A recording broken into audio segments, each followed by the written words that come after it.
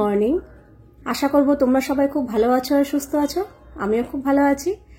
আজ হচ্ছে 17ই মে, শনিবার। বাজে এখন ওই সকাল 7টা সাড়ে 7টার মতো। তো যাই হোক, সকালবেলা উঠে ফ্রেশ হয়ে বাসি কাজকর্ম সেরে জামা কাপড় ছেড়ে এখানে চলে এসেছি সবার আগে গাছে জল দিতে। তো বাইরে এসে দেখছি বেশ ভালো হাওয়া আছে বাইরে, সকাল থেকেই বেশ ভালো হাওয়া দিচ্ছে। সকালবেলা তো ঠান্ডা হাওয়া ছিল, তারপরে বেলা বাড়ার সঙ্গে সঙ্গে গরম পড়েছে, ঠিকই ভালো গরম আছে, কিন্তু তার সাথে সাথে হাওয়া আছে। আর হাওয়াটা আছে বলে না গরমটা মানে আগের দিনের থেকে অনেকটা একটু হলেও কম লাগছে। আর পরিবেশটাও দেখে মনে হচ্ছে কি আজকে বৃষ্টি হলেও হতে পারে, মানে এরকম আর কি। কিন্তু বৃষ্টির তো কোনো খবর টবর শুনিনি, জানি না হবে নাকি। কিন্তু বেশ ভালো গরম পড়ছে। টুকটাক কাজকর্ম করতে গিয়েই আমি কিন্তু ঘেমে গেছি।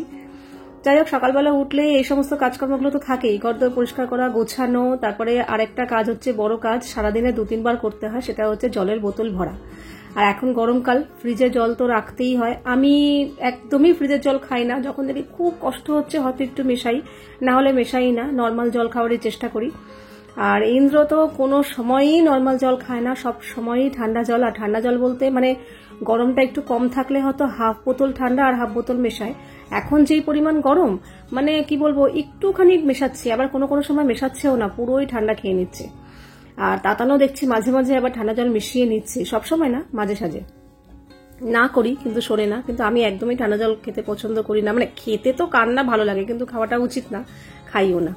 কিন্তু সকালবেলা আমি এই ফিল্টারটা চালাই, মানে পিউরিফায়ারটা চালাই, চালিয়ে মানে যত জলের বোতল টোতল আছে সমস্ত ভরে রাখি, ভরে রেখে ফিল্টারটাও ভরে রাখি। কারণ বেলা বাড়ার সঙ্গে সঙ্গে জলও গরম হয়ে যাবে, তো গরম জলটা না ফিল্টারে তুলতে চাই না, এমনিতেও ওটা ক্ষতি মেশিনের জন্য, আর গরমটাও থাকে। এই জন্য ঠান্ডা ঠান্ডা অবস্থায় চালিয়ে নিই আমি সকালবেলা আর রাত্রেবেলা, এই দুবেলায় মেশিনটা চালাই। আর যত জল ঢল থাকে সব ভরে রাখি আর কি। তারপরে এখানে এসছি আমার জন্য চা করব। ইন্দ্র অলরেডি চা খেয়ে বেরিয়ে গেছে। আর এখানে চা করতে এসে দেখছি চিনির কৌটো, চা পাতার কৌটো দুটোই ঢালতে হবে। তো প্রথমে চিনিটা ঢাললাম, তারপর চা পাতা ঢালবো। আর ওদিকে আবার তাতান আজকে পড়া আছে, ও পড়তে বেরোবে, তো ওকেও আবার বিস্কুট দিলাম, বিস্কুট খেলো। কিছু খেলো না, বললো এসে খাবো। আর ওদিকে বেরোচ্ছে, আমরা ওদিকে চা অলরেডি বসিয়ে দিয়েছি, ইচ্ছা করেই বসিয়েছি যে ও বেরিয়ে গেলে আমি ধীরে সুস্থে চাটা নিয়ে বসতে পারবো। তারপরে তো কাজকর্ম আছেই। ইন্দ্র আবার আজকে একটু বাজার, মাছ এগুলো দিয়ে গেছে, মানে অল্প স্বল্প কিছু, তো সেই মাছও ধুতে হবে। ভাবছি পূজা আসার আগেই মাছটা ধুয়ে ফেললে ভালো হয়। ধুয়ে ফ্রিজে রেখে দেবো, যা গরম পড়েছে বাইরে রাখবো না, নর্মাল ফ্রিজে রাখবো, ডিপে রাখবো না। তারপরে যখন রান্না করার হবে বার করব। তো এইসব কাজগুলোও রয়েছে। কিছু কিছু সবজিও এনেছে, আজকে আবার শাক পাতাও এনেছে, তো সেগুলো বাছতে হবে, রান্নাবান্না বসাতে হবে। তো চলো সব কাজকর্ম করা শুরু করি, তার আগে চাটা খেয়ে নিই। আচ্ছা, এর আগে একজন আমাকে কমেন্ট করেছিলে যে তোমাদের লালিকে যে রেখেছো, মানে আমাদের যে 4 হুইলার কারটা যে রয়েছে, সেটা আমরা কোন পারপাসে লাগাই, সেটা কি ভাড়া দিই? না, সেটা একদমই ভাড়া দিই না। সেটা আমাদের খুবই শখের জিনিস, খুবই মানে কি বলবো, ভালোবাসার জিনিস। তো ওকে আমরা আগলে রেখেছি, এখনো পর্যন্ত সেই কাজে ব্যবহার করব বলে ভাবিনি। এবার ভবিষ্যতে দেখা যাক, জিনিস তো রইলই, প্রয়োজন পড়লে ওটাও কাজে লাগাবো। কিন্তু এখনো আপাতত ওটা আমরা পার্সোনাল হিসেবে ব্যবহার করি।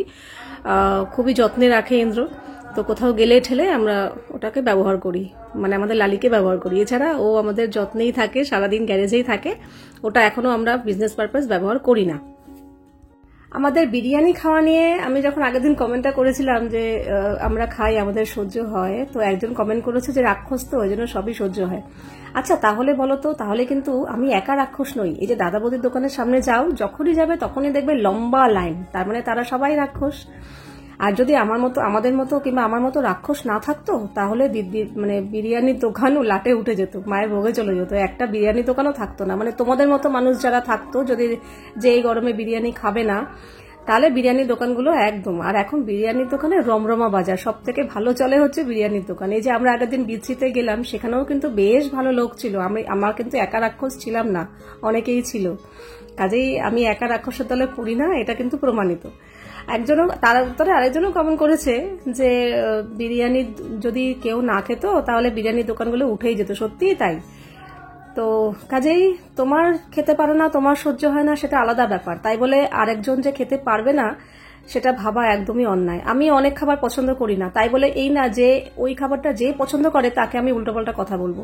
হতেই পারে আমার সহ্য হয় না, তার সহ্য হয়, সে খেতে পারে না, আমি খেতে পারি, এটা হতেই পারে। কিন্তু তাই বলে আমি পারি না বলে আসলে এটা কিছুই না। আমি পারছি না তো খেতে, তাই জন্য আরেকজন পারবে সেটাও সহ্য করতে পারছি না, এটাই হচ্ছে মেন কারণ। তো ওদিকে মাছটা আজকে কেটে আনিনি, কেটে ধুয়ে ভালো করে পরিষ্কার করে ঢাকা দিয়ে নর্মাল ফ্রিজে রেখে দিলাম, পরে করব। আর এখানে সবজি বলতে তেমন কিছুই না, একটু ভেন্ডি, পটল আর কলমি শাক নিয়ে এসছে।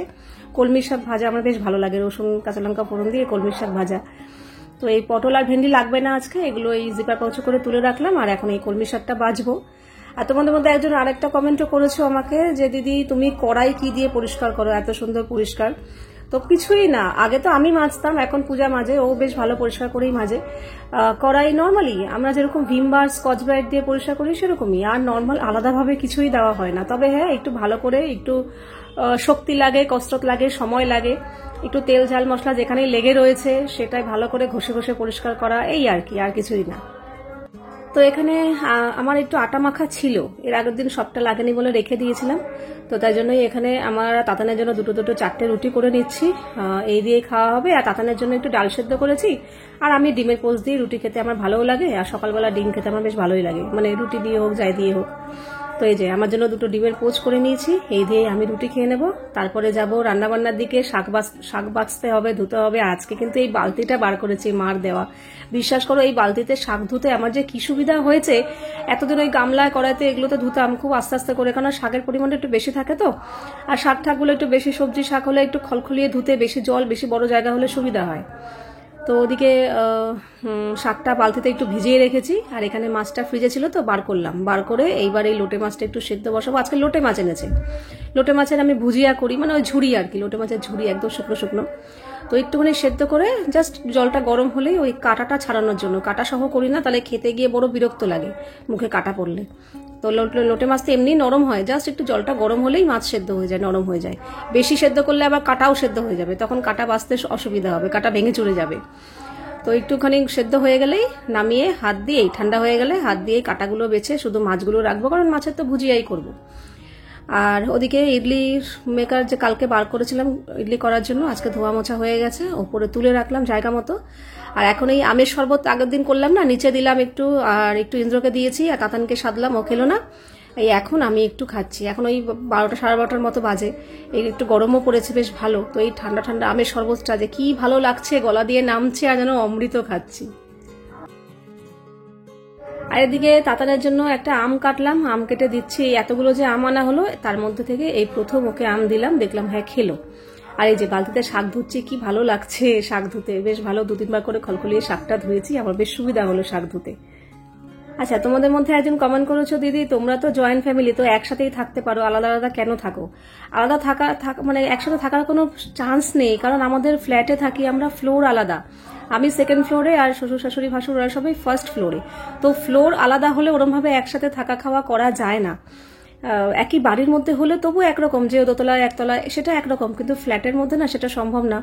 সেই আলাদা রান্নার জায়গার ব্যবস্থা করতেই হয়, যার যখন মনে করে একটু চা খেতে ইচ্ছে করলো, ওই করলো, সেই ওপরে আসবে চা খেতে, কিংবা আমরা যাবো নিচে চা খেতে, ওটা সম্ভব না। কাজেই ওরমভাবে একসাথে একই বাড়িতে থাকলে একসাথে থাকা যায়, কিন্তু ফ্ল্যাটে না ওরমভাবে হয় না, থাকা খাওয়া ওরমভাবে বারবার ওপর নিচ খুবই অসুবিধাজনক। তাই জন্য রান্না খাওয়ার ব্যবস্থাটা আলাদাই আছে। হ্যাঁ, সে তো আমরা সবাই একসাথেই, প্রশ্নই নেই, কিন্তু ওরমভাবে একসাথে খাওয়া থাকা, ওপরে তো 2টো রুম, মানে প্রত্যেকটা ফ্ল্যাটেই 2টো রুম, কাজেই এখানে ওপরে সবাই একসাথে থাকাও সম্ভব না। আর আমাদের 3টে ফ্যামিলির 3টে ফ্ল্যাট, মানে আমাদের একটা ফ্ল্যাট, আমার শ্বশুর শাশুড়ির একটা ফ্ল্যাট, ভাসুরের একটা ফ্ল্যাট, কাজে যে যার ফ্ল্যাটেই থাকি। আর আসা যাওয়া খাওয়া দাওয়া তো আছেই, কিন্তু ওই ওরকমভাবে একসাথে না, সম্ভব না।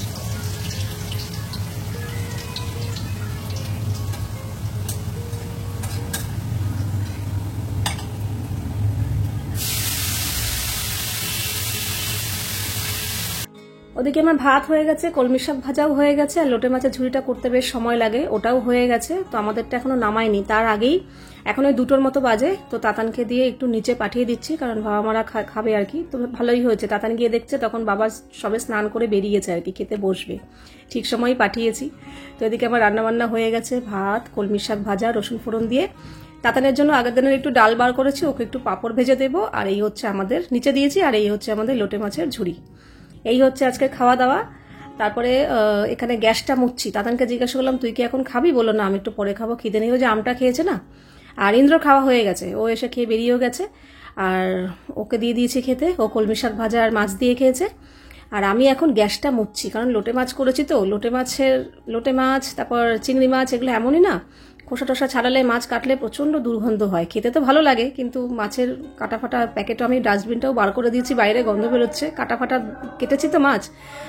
আর এখানে রান্নাঘরেও দেখছি বেশ দু একটা মাছি এসছে, তাই জন্য ভালো করে সাবান টাবান দিয়ে রান্নাঘরটা পরিষ্কার করলাম।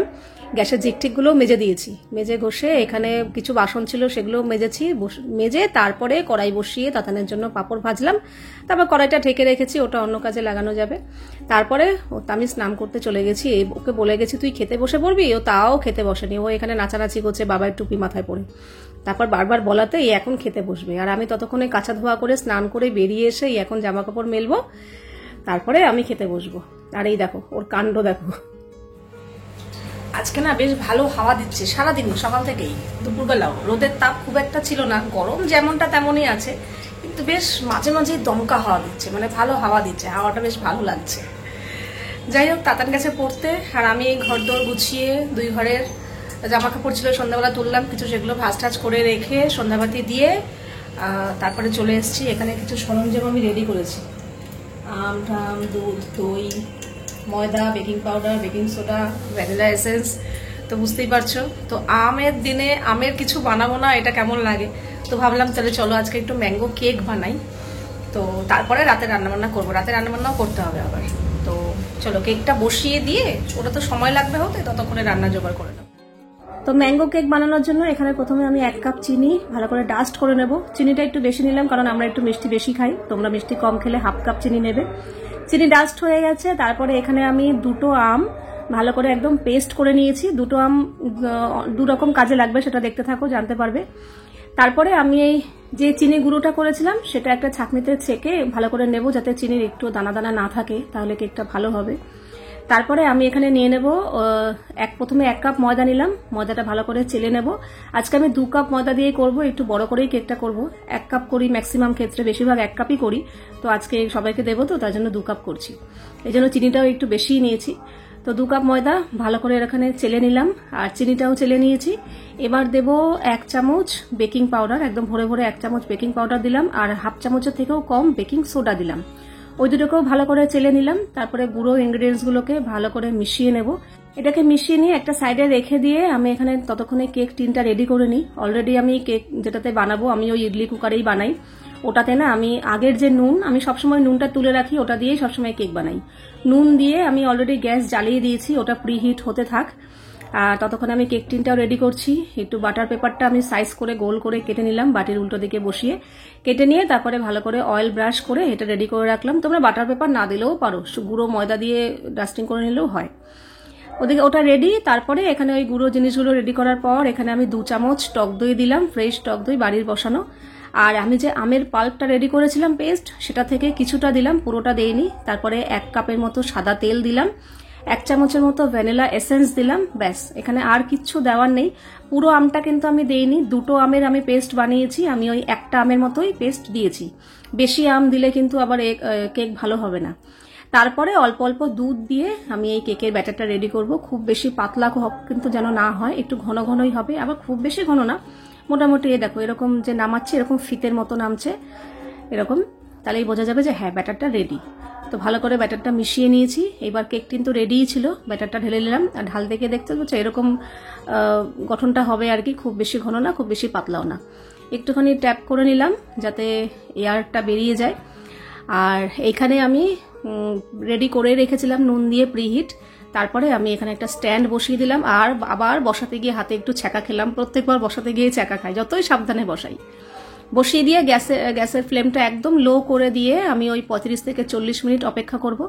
ততক্ষণে আমি এদিকে আমের একটা জেলি রেডি করব। যেই হাফ আমের পেস্টটা ছিল সেটা আমি একটা ছোট ফ্রাইং প্যানে বসিয়ে দিয়ে এখানে 2-3 চামচ চিনি দিয়ে দিলাম, আর সামান্য ওই 1 চামচের মতো কর্নফ্লাওয়ার দিলাম। কর্নফ্লাওয়ারটা না দিলেও হয়, কর্নফ্লাওয়ারটা দিলে না একটা ক্রিমি টেক্সচার আসে, তাই জন্যই দিলাম, না দিলেও হয়। তারপরে আমি এই 2-3 মিনিট একটু গ্যাসে বসিয়ে এটা একটু নাড়াচাড়া করে নেব। গ্যাসটার ফ্লেমটা কমই আছে। তো ওই দেখো এরকম একটা আমের জেলি মতো একটা ক্রিমি টেক্সচার হবে, সেরকম নামিয়ে নেবো। এই কেকটা ডেকোরেশন করার জন্য, এটা না করলেও চলে, শুধু আমের কেকও ভালো লাগে, আমি একটু দেখতে যাতে সুন্দর লাগে তাই জন্য। তো ওটা ঠান্ডা করতে দিয়েছি, 2-3 মিনিট নাড়াচাড়া করে ঠান্ডা করতে রেখে দিয়েছি। তাতান পড়তে গেছিলো, ওকে দিয়ে আজকে একটু ডিম, তারপরে সার্ফ এক্সেল লিকুইড আর 2টো দুধের প্যাকেট আনিয়েছি। তো ডিম আর ওটা তুলে রাখবো, কিন্তু দুধের প্যাকেটটা এখনই জাল দিয়ে নেব। তো চলো, আমি পুরো 40 মিনিট পর আসলাম, এসে দেখলাম যে না, আজকের কেকের পরিমাণটা একটু বেশি, তো তার জন্য হতে একটু সময় লাগছে। তো ছুরি বসিয়ে দেখলাম যে না, এখনো হয়নি, ভেতরে কাঁচা আছে, ছুরিতে লেগে গেছে। তো আমি গ্যাসটা কমানোই আছে, ঢাকা দিয়ে আরও 15 মিনিট করেছি, মানে ওই 40 তো 45, 50, 55, ওই প্রায় 1 ঘন্টার মতো আজকে আমার কেকটা হতে সময় লেগেছে। তারপরে এখন দেখছি হ্যাঁ, এইবার আমার ছুরিটা পুরো একদম পরিষ্কার বেরিয়েছে, ক্লিন। তার মানে কেক একদম রেডি, আর কি সুন্দর ফুলেছে দেখো। আর ততক্ষণে কেকটা হতে হতে, মানে কেকটা ঠান্ডা করতে দিয়েছিলাম আর কি, ততক্ষণে আমি এদিকে রাতে রান্নাবান্নাও সেরে ফেলেছি। আলু কেটে আলু ভাজা হয়ে গেছে, আটা মাখা হয়ে গেছে, ডাল সেদ্ধ হয়ে গেছে, ততক্ষণে কেকটাও ঠান্ডা হয়ে গেছে। তারপরে কেকটা দেখো ঠান্ডা হওয়াতে সাইড থেকে এমনিই ছেড়ে দিয়েছিল। তারপরে কিছুই না, ছুরিটা দিয়ে জাস্ট সাইডটা একটুখানি করে নিলাম, তারপরে উল্টে একটু হাত দিয়ে বাড়ি মারতেই দেখো কেক একদম সুন্দর বেরিয়ে গেছে। আর কত সুন্দর ফ্লাপি আর স্পঞ্জি হয়েছে কেকটা, মানে আমি নিজে বানিয়েছি, নিজেই বলছি। আসলে এরকম জিনিসে তো আমরা পারদর্শী নই, তো যদি ভালো হয় না, বেশ মনটা ভালো লাগে। তো বেশ সুন্দর সফট হয়েছে কেকটা, দেখতেই ভালো লাগছে। এরপর আমি একটু ডেকোরেশন করবো, যে আমের যে জেলিটা বানিয়েছিলাম সেটা এরকম ওপর দিয়ে দিয়ে দিলাম, আমি যেরকম পারি, আমি তো অত পাকাপোক্ত নই। তো ও হ্যাঁ, এর আগে আমি একদিন কি পাকাপোক্ত নিয়ে কথা বলেছিলাম, রান্নায় পাকাপোক্ত নই, তো একজন আমাকে কমেন্ট করেছিল, এত বছর ধরে সংসার করছো এখনো রান্নায় পাকাপোক্ত হতে পারোনি। রান্নায় পাকাপোক্তর কথা কিন্তু আমি বলিনি, আমি এরকম ধরনের রান্নার পাকাপোক্তর কথা বলেছি, যেমন কেক, বিরিয়ানি, এরকম ধরনের, মানে যেগুলো আমাদের ঘরোয়া সবসময় লাগে না। আমি ডাল ভাত, চচ্চড়ি, মাছের ঝোল, এগুলোর পাকাপোক্তর কথা বলিনি। ওগুলো তো আমরা সবাই করি, সবাই পারে। আমি এরকম ধরনের কিছু কিছু রান্না যেগুলো আমরা সবসময় করি না, আমি সেগুলোর কথা বলেছি। যেমন মাঝে মাঝে আমি রান্নার রেসিপিগুলো দেখাই না, আমি সেগুলোর কথা বলেছি। সেগুলো তো আমরা সবসময় করি না, ডাল ভাত, চচ্চড়ি, ঝোল, এগুলো তো সবসময় করি, ওগুলোতে সবাই পারদর্শী হয়। কিন্তু আমি এসব রান্নাতে পারদর্শী নই, আমি সেই কথা বলেছিলাম। যাকে এই যে আমার কিন্তু যেটুকু আমি পেরেছি সেরকম ভাবে ডেকোরেশন করেছি। আমার কিন্তু এখানে আমের কেক একদম রেডি, দেখতে ভীষণ ভালো হয়েছে। তো এটা না এখন বাইরে রাখবো না, আজকে তো আর কেউ খাবে না, ফ্রিজে রেখে দিই, কালকে আরো বেশ সুন্দরভাবে সেট হয়ে যাবে কেকটা। তো ফ্রিজে রেখে দিলাম। বেশ মোটামুটি ভালোই বৃষ্টি হলো, ওয়েদারটা একটু ঠান্ডা ঠান্ডা হয়ে গেছে, জানো তো, এখনো টিপটিপ করে বৃষ্টি পড়ছে। আর সারাদিন তো আজকে বেশ ভালো হাওয়াও ছিল, কিন্তু এখন হাওয়াটা বন্ধ হয়েছে, কিন্তু বৃষ্টি হচ্ছে। যাক, ঠিক আছে বাবা, যা গরম পড়েছিল একটু স্বস্তি। আর এই যে এখানে আমার আটা মাখা হয়ে গেছে, রাতেরও আছে, প্লাস সকালেও করব। আর কেকটা তো ফ্রিজে রেখে দিয়েছি। আর এই যে কেকটা হতে হতে এখানে মসুর ডাল সেদ্ধ করেছি, তার সাথে কাঁচা লঙ্কা, কাঁচা পেঁয়াজ, কাঁচা সরষের তেল, নুন দিয়ে রেডি। আর এই হচ্ছে আলু ভাজা, আর দুধটা তো জাল দিয়েছি। তো এই হচ্ছে আজকের খাবার দাবার। ইন্দ্র আসলে গরম গরম রুটি করবো, চাটু মাটু সব রেডি।